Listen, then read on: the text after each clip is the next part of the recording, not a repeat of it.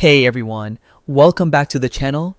Today I'm going to show you a super quick and easy way to add a new device to your Netflix account.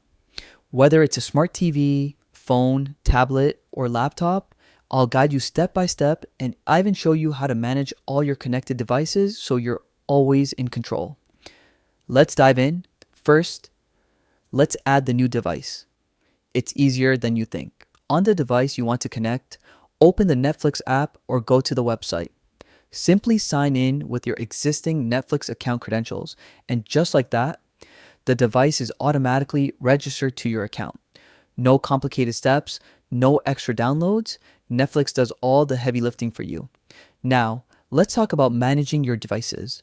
On any device, click your profile icon in the top right corner, then select Account from the drop-down. Scroll down to the settings section and click Access and Devices.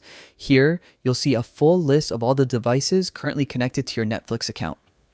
This page is incredibly useful because it not only shows you all your registered devices, but also lets you sign out or remove devices with just one click. So if your account gets a little crowded, or if you want to make sure no one else is using your Netflix, you have full control right at your fingertips.